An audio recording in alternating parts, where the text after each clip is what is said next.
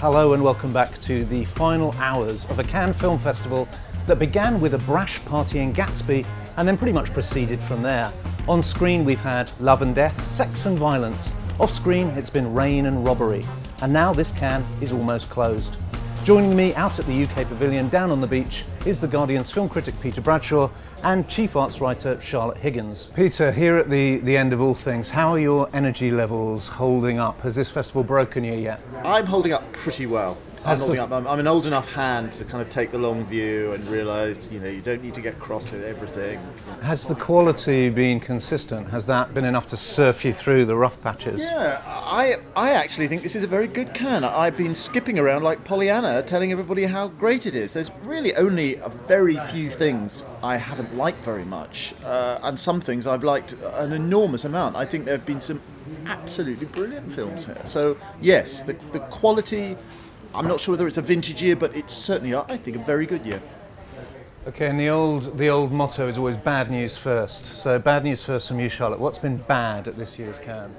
Well, the film, I'm afraid, that really made me depressed was Un Château en Italie, A Castle in Italy by Valeria Bruni Tedeschi, which was a family drama about the terrible problems that the rich, very, very rich people encounter, based quite strongly on Valeria Bruni Tedeschi's own life. She is, of course, the sister of Carla Bruni, although there was no sister figure. But she doesn't like talking about that aspect of the autobiographical nature of the film, does she? No, so she she stormed out of an interview with The Times because the Times interviewer had asked her about her relationship with one of the characters, with one of the actors in the film, who in the film her character has a relationship with. So there's all this mingling and blurring of autobiography and fiction in the film, which wasn't what I objected to it about. I mean, actually that's sort of quite interesting, the sort of patchwork of real life and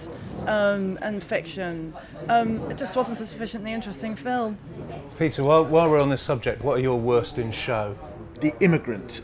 I like James Gray. I think he's an interesting guy who always tries to give you something other than the usual formula. But this was very gloomy. It just lost its way in the gloom. It lost its way. And considering that it was so hot on authenticity, it had some outrageously inauthentic and implausible moments. I think you and I were saying it looks like a Woody Allen movie sometimes, but with no jokes. It's just very bizarre. The Cannes organisers pride themselves on this being a festival of discovery. It's a chance for people to break through. Have there been any kind of big discoveries for you this year, do you think? Well, I'm always discovering things, actually, because I'm much less of a cineast than either you, Xan, or Peter. So I'm often discovering wonderful things, and this is a real film education for me every year. Actually, the British film of Clio Barnard, The Selfish Giant, I hadn't seen The Arbour before I actively sought it out in order to mug up for her to see her film here, The Selfish Giant. And I thought both The Selfish Giant here and the previous film, The Arbour, were absolutely wonderful. So for me, that was a great discovery, and fabulous to see a new British auteur emerge. That's wonderful.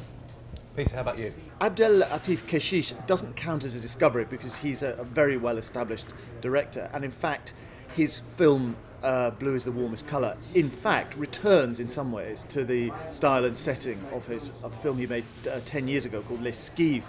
But in a way, it is a discovery because he's broken through into the next level in such a spectacular way with this wonderful, wonderful film. And Michael Douglas, in a way, Michael Douglas's performance as Liberace, what a discovery that is. I mean, my God, it's his juiciest role since Gordon Gekko, and maybe I think it's his best ever. And it's his really. best ever. I mean, now I can't imagine anybody else having. I couldn't imagine him before playing Liberace. Now I can't imagine anybody else doing it. And finally, the last order of business is Sunday night. The Palme d'Or is awarded. My hope is that it will be La Grande Bellezza by Paolo Sorrentino, but I doubt it. I think that its stock is kind of falling. Peter, what do you think? Interestingly, the Grande Bellezza is not much liked among the French, as far as I could canvass. Opinions are much more divided than you might imagine from the very enthusiastic way this film, I think rightly, has been received among the Anglo-Saxons and the Americans and the Brits. I've got a feeling it's going to be Blue is the Warmest Colour, the story of the passionate affair between two young women. I think the jury can get behind that. I think they will think that that is where the beating heart of the festival is. Yeah, because it's political, but it's Yeah. intimate. It's Yeah. kind of, it takes some risks, and yeah, it kind of brings everybody back on And it side. has some corking performances. I mean, those performances are just out of this world. Charlotte, what's your tip? Well, second guessing Cannes jury is always a mug's game, really, because you can never quite, unless you've got an inside track on the mind of the jury president, who this year is Steven Spielberg, and what the conversations are going on in that room, who can tell? But if you can feel opinion coalescing around a single film, it's that one, isn't it? It really feels, and gay marriage was legalised in France this week. It's a hugely political subject. The idea that a director can finally make a grown-up film about female sexuality and lesbian sexuality that isn't voyeuristic and tacky. Well, I've yet to see it, but it has such a good feeling about it. I wouldn't be surprised if that won. C'est marrant. En fait, si tu veux, tout ça, ça n'a pas beaucoup d'importance.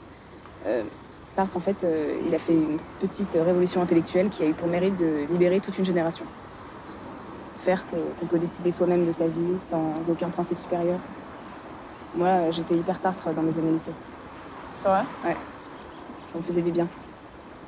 Surtout dans l'affirmation de ma liberté et de mes propres valeurs. Tu vois. And that's it from the 66th Cannes Film Festival. My thanks to Peter Bradshaw and Charlotte Higgins, thanks to the UK Pavilion for providing this venue, and of course thanks to you for sticking with us through thick and thin. The weather has been fitful, but Cannes is still the reigning champ. See you same time next year.